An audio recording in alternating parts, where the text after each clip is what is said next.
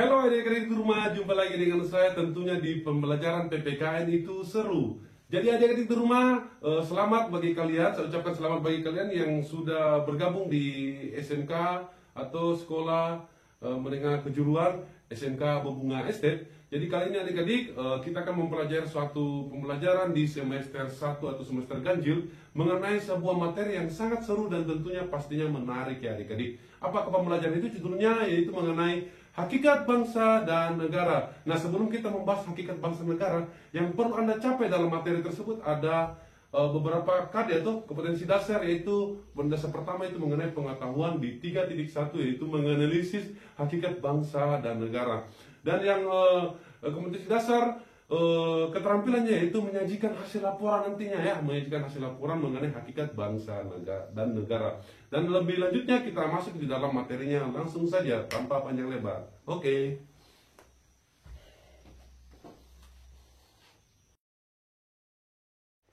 Oke adik-adik di rumah, sekarang kita masuk di dalam pembahasan materi tersebut. Sebelum kamu mempelajari materi tentang hakikat bangsa dan negara, kamu perlu memahami tentang kaitannya antara manusia sebagai manusia, bangsa, dan negara. Nah, sekarang kita masuk. Kenapa dikatakan manusia itu sebagai makhluk individu? Dan kenapa dikatakan manusia itu sebagai makhluk sosial? Nah, di sini saya akan menjelaskan kepada adik-adik di rumah bahwa manusia dikatakan sebagai makhluk individu karena mempunyai kebutuhan, keinginan, kebiasaan, dan cita-cita yang berbeda. Nah, kemudian, kenapa manusia dikatakan lagi sebagai makhluk sosial? Artinya manusia memiliki kemampuan dan kebutuhan untuk berinteraksi, berkomunikasi, dan berkelompok dengan manusia yang lain. Artinya manusia itu saling membutuhkan, yang adik-adik di rumah ya. Kenapa dikatakan saling membutuhkan? Tidak ada manusia di dunia ini yang tidak saling membutuhkan ya. Pasti saling membutuhkan, saling tolong-menolong, membantu ya. Oke, sekarang kita memahami tentang manusia itu sendiri ya. Jadi kenapa saya membahas tentang manusia? Karena bangsa itu ada. Kita mau repeat kembali pembelajaran, mungkin Anda sudah mendapatkan di kelas 3 SMP ya, sudah mendapatkan bahwa unsur-unsur terbentuknya suatu negara atau bangsa itu ada 3 unsur. Pertama penduduk, kedua wilayah, dan ketiga pemerintah yang berdaulat ya, seperti itu. Jadi di sini adik-adik di rumah yang perlu adik-adik pahami yaitu terbentuknya suatu bangsa itu pasti ada manusianya ya, manusianya yang membentuk ya, tidak ada, bukan makhluk lainnya kecuali itu manusia yang membentuk ya. Nah, kita langsung saja tanpa panjang lebar ya adik-adik di rumah ya. Yang perlu adik. Jadi pada slide berikut ini adik-adik yang perlu Anda pahami yaitu pengertian dari dan unsur-unsur terbentuknya suatu bangsa. Nah, di sini sudah dipaparkan bahwasanya bangsa itu pertama adalah kumpulan orang yang menempati wilayah tertentu. Yang kedua itu kumpulan manusia yang terikat satu sama lain untuk mencapai tujuan bersama. Jadi bangsa adalah kumpulan manusia di wilayah tertentu atau kumpulan manusia yang saling terikat satu sama lain untuk mencapai tujuannya bersama. Jadi sudah jelas tadi adik-adik di rumah bahwasanya di sini bangsa itu adalah suatu kumpulan. Bangsa itu adalah suatu tempat ya.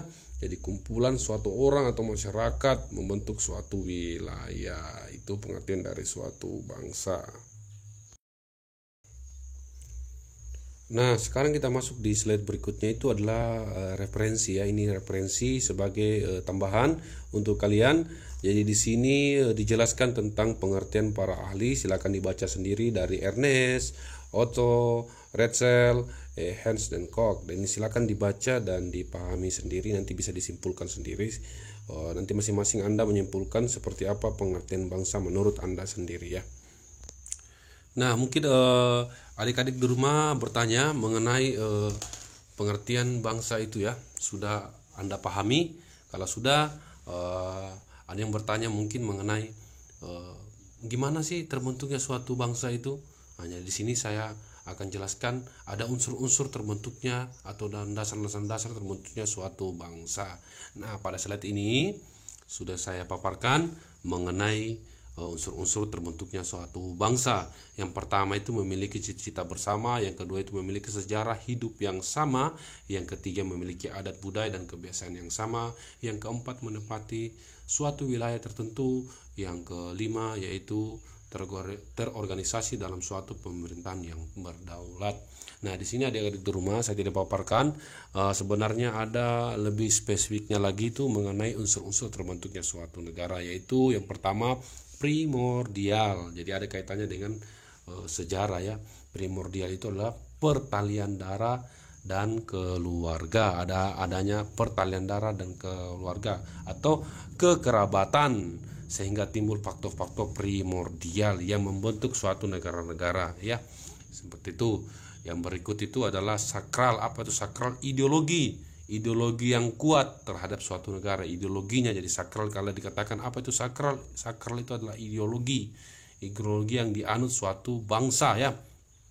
Kemudian unsur-unsur berikutnya adalah tokoh. Jadi tokoh itu sangat berpengaruh ya dalam terbentuknya suatu bangsa. Misalnya kemerdekaan Indonesia dipimpin oleh Soekarno-Hatta ya, di mana kemerdekaan dilandaskan karena adanya rasa penderitaan yang diakibatkan oleh masyarakat yang telah dijajah gitu.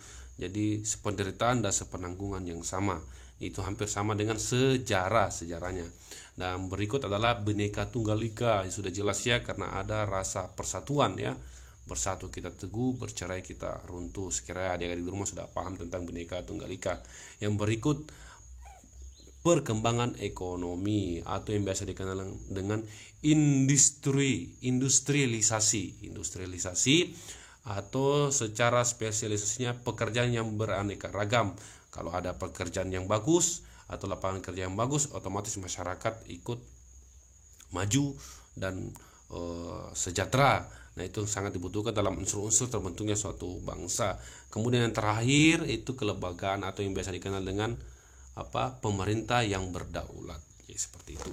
Itu yang lebih jelasnya mengenai unsur-unsur terbentuknya suatu bangsa. Nah, sekarang kita masuk ke slide berikutnya. Tadi kita sudah membahas tentang bangsa, sekarang kita membahas tentang negara. Nah, apakah itu negara? Anda bisa baca sendiri. Negara adalah wilayah tempat yang ditinggalkan suatu bangsa atau wilayah di mana suatu bangsa tinggal dan para pemerintah memiliki kekuasaan tertinggi. Itu secara umumnya pengertian dari suatu negara. Jadi kita secara spesifiknya pengertian suatu bangsa itu yaitu mereka pada kata negara ya. Negara yaitu istilahnya bersifat abstrak. Kenapa negara itu bersifat abstrak? Dalam bentuk konkretnya yang terlihat hanyalah wilayah, penduduk, apalagi bendera, warga negara, lambang dan bahasa nasional, lagu bangsa dan ideologinya. Jadi negara itu memiliki dikatakan negara itu memiliki suatu identitas yang tersendiri ya adik-adik. Jadi negara juga itu bisa dikatakan agensi atau alat. Kenapa dikatakan agensi atau alat? Karena mempunyai kekuasaan yang mengatur hubungan-hubungan manusia dengan masyarakat lain. Secara nyatanya bahwa negara itu memiliki aturan-aturan tertentu ya untuk mengatur masyarakat. Nah, dalam hal tersebut negara juga suatu organisasi yang dapat memaksa kekuasaannya secara sah dalam suatu wilayah terhadap suatu golongan kekuasaan lainnya. Nah, itu. Nah, sekarang kita masuk pada negara itu memiliki sifat ya, di rumah memiliki sifat di mana sifatnya itu ada 3. Yang pertama memaksa, yang kedua sifatnya monopoli, yang ketiga sifatnya mencangkup semua. Nah, di sini saya akan jelaskan kenapa negara itu sifatnya memaksa, karena negara itu memiliki aturan-aturan yang harus ditaati, penertiban dalam masyarakat yang tercapai dan mencegah timbulnya anarki. Nah, itu sifatnya memaksa. Kemudian kenapa negara sifatnya monopoli? Karena negara mempunyai monopoli dalam menetapkan tujuan bersama dalam masyarakat. Dalam hal ini negara dapat melarang suatu aliran politik atau kepercayaan yang dianggap bertentangan dengan tujuan masyarakat, apalagi menyebarluaskan. Nah, yang terakhir itu sifatnya mencangkup semua. Kenapa mencangkup semua? Karena aturan-aturan, misalnya keharusan membayar pajak berlaku untuk semua orang tanpa terkecuali, baik itu pemerintah harus bayar pajak, masyarakat besar, masyarakat kecil itu harus membayar pajak. Itu salah satu contoh kecil. Aturan-aturan dibuat itu untuk masyarakat dan semua golongan masyarakat. Itu kenapa dikatakan sifatnya mencangkup semua. Jadi dalam hal ini asal mula terjadi suatu negara itu dapat dijelaskan secara primer juga, secara sekunder, dan melalui pendekatan teoritis secara faktual. Jadi di sini saya akan jelaskan kepada adik-adik di rumah, ternyata terjadinya suatu negara secara primer itu berawal dari keluarga, ya. Kemudian berkembang menjadi suatu kelompok masyarakat yang biasa dikenal dengan suku. Jadi kepala suku kemudian melakukan ekspansi dan menaklukkan suku-suku lain. Hal ini menyebabkan berubahnya fungsi kepala suku menjadi seorang raja, ya, dengan wilayah kekuasaan yang lebih luas. Nah, pada mulanya negara nasional diperintah oleh seorang raja yang absolut dengan sistem pemerintahan yang sentralistik. Rakyat dipaksa mematuhi peraturan raja sebagai wujud loyalitas terhadap negara. Di sini lahir suatu identitas negara kebangsaan, ya. Terhadap demikian dinamakan fase nasional dalam terjadinya suatu negara atau negara nasional. Dari fase negara nasional, rakyat absolut menimbulkan keinginan untuk memberontak dan mengambil alih kekuasaan. Rakyat berhak memilih pemimpinnya untuk mewujudkan aspirasi mereka. Tahap ini dikenal dengan fase negara demokrasi dan mendorong lahirnya negara demokrasi, yaitu fase-fase terjadinya suatu asal mula terjadi suatu negara secara primer. Kemudian terjadinya negara secara sekunder, sudah jelas, ya, teori ini membicarakan tentang bagaimana lahirnya sebuah negara baru dan tidak membahas bagaimana negara yang pertama itu lahir, ya. Dan yang ketiga, terjadinya negara melalui pendekatan faktual. Nah, di sini ada berbagai macam, ya adik-adik. Nanti adik-adik cari searching sendiri. Yang perlu saya bacakan di sini sedikit aja, ya, mengenai terjadinya negara secara faktual itu, atau secara fakta terjadi negara berdasarkan nyatanya benar-benar terjadi, diungkap dalam sejarah melalui pendekatan faktual terjadi negara-negara. Nah, yang pertama itu ada yang dikenal dengan oktopeti atau penduduk, ya, yaitu daerah yang tidak bertua dan belum ada yang menguasai kemudian dimiliki dan dikuasainya. Contohnya negara apa? Liberia diduduki oleh budak negro. Oke. Kemudian ada fusi, itu peleburan, negara peleburan, ya. Negara peleburan ini daerah yang terdiri dari negara-negara kecil kemudian mengadakan perjanjian untuk meleburkan menjadi negara baru. Contohnya terbentuknya Federasi Jerman tahun 1971 itu, ya. Kemudian bersatu juga Jerman Barat dan Jerman Timur, ya, pada tahun 1990-an. Yang ketiga, cisi penyerahan negara. Cisi atau penyerahan yaitu penyerahan suatu daerah atau wilayah kepada negara lain berdasarkan perjanjian tertentu. Contohnya, Schleswig diserahkan oleh Austria kepada Prusia atau Jerman sebagai akibat kalah perang dalam Perang Dunia Pertama, dan penyerahan Hong Kong oleh Inggris kepada Cina tahun 1997. Yang berikut adalah cisi, ya. Tadi cisia, ada ACC atau penarikan, negara penarikan. Jadi terbentuknya suatu negara, terjadi suatu negara ketika suatu wilayah terbentuk akibat penarikan lumpur sungai atau timbul dari dasar laut atau delta. Wilayah ini kemudian dihuni oleh sekelompok orang atau masyarakat sehingga akhirnya terbentuk suatu negara. Contohnya apa? Negara Mesir yang terbentuk akibat sungai Nil. Nah, itu salah satu contohnya. Dan masih banyak lagi contoh-contoh negara, ya, seperti negara separatis, negara negara-negara inovatif, negara proklamasi, ya. Itu kalau negara proklamasi sudah jelas, contohnya seperti negara-negara Indonesia contohnya, ya, yaitu ketika wilayah penduduk pribumi diduduki oleh bangsa lain mengadakan perjanjian suatu perlawanan sehingga berhasil merebut kembali wilayahnya. Itu beberapa bentuk terjadinya suatu negara, ya, beberapa dalam bentuk pendekatan faktual, ya, dalam bentuk pendekatan faktualnya. Nah, sekarang kita masuk di pendekatan teoritis. Pendekatan teoritis ini pendekatan berdasarkan pendapat para ahli yang masuk akal. Menurut pendapat ini negara terbentuk berdasarkan teori. Nah, yang pertama itu adalah teori ketuhanan. Menurut teori ini negara terjadi karena adanya kehendak Tuhan. Nah, kemudian ada teori perjanjian masyarakat. Masing-masing individu mengadakan perjanjian untuk membentuk suatu negara. Nah, berikut yang ketiga itu menjelaskan teori kekuasaan. Negara terbentuk atas dasar kekuasaan. Kekuasaan adalah ciptaan mereka yang paling kuat dan berkuasa. Kemudian ada teori kedaulatan. Kekuasaan tertinggi berada pada suatu negara, bukan pada sekelompok orang yang menguasai negara. Kemudian teori kedaulatan ini juga bersumber dari hukum lebih tinggi daripada negara berdaulat. Nah, yang terakhir adalah teori hukum alam. Nah, ini sudah jelas ya, hukum alam bukan merupakan buatan negara, tapi merupakan kekuasaan alam yang berlaku di setiap tempat dan waktunya. Nah, sekali lagi kita review pembelajaran di kelas 3 SMP kalian, yaitu tentang unsur-unsur negara.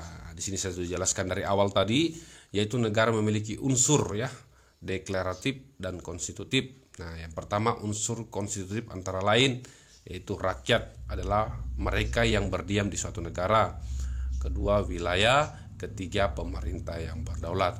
Nah, sedangkan unsur deklaratifnya antara lain pengakuan dari negara-negara lain. Next, kita lanjut. Jadi, tadi sudah berbicara tentang unsur-unsur. Kemudian kita masuk pada fungsi dan tujuan negara.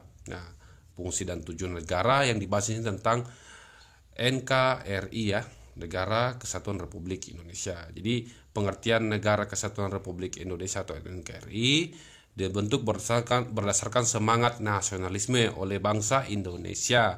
Tujuan melindungi segenap bangsa dan seluruh tumpah darah Indonesia, memajukan kesejahteraan umum, mencerdaskan kehidupan bangsa, dan ikut melaksanakan ketertiban dunia berdasarkan kemerdekaan, perdamaian abadi, dan keadilan sosial. Oke. So, terlepas dari pengertian tersebut, kita memiliki beberapa fungsi negara. Yang pertama itu melaksanakan penertiban law and order ya. Yang kedua itu mengusahakan kesejahteraan dan kemakmuran rakyat. Yang ketiga, pertahanan. Yang keempat, menegakkan keadilan. Fungsi ini dilaksanakan melalui lembaga peradilan. Dari fungsi-fungsi tersebut lahir yang namanya teori-teori fungsi negara. Nah, yang pertama itu adalah individualisme atau liberalisme, menjaga keamanan dan ketertiban agar hak dan kebebasan individu terjamin. Yang kedua, negara hukum murni, menjaga dan menciptakan keamanan dan ketertiban. Yang ketiga, welfare state, tidak hanya menciptakan ketertiban saja, tetapi secara aktif mewujudkan kesejahteraan rakyat. Yang keempat, komunisme, membagi alat penindas atau pemaksa dari kelas ekonomi yang kuat terhadap kelas lainnya yang lebih lemah. Yang kelima, anarkisme, mewujudkan masyarakat yang bebas tanpa organisasi paksaan. Kaum anarkisme tidak memerlukan negara dan pemerintah, sehingga fungsi negara dan pemerintah dilaksanakan oleh kelompok yang dibentuk secara sukarela tanpa alat paksaan, polisi, hukum, serta pengadilan. Oke, berikut beberapa pendapat para ahli tentang tujuan negara, yaitu ada Pluto, di mana tujuan negara adalah memajukan kesusilaan manusia. Nah, kemudian ada Roger Hans Saltau mengatakan bahwa tujuan negara adalah mengusahakan agar rakyat berkembang serta mengembangkan daya cipta sebebas-bebas mungkin. Itu beberapa tujuan negara.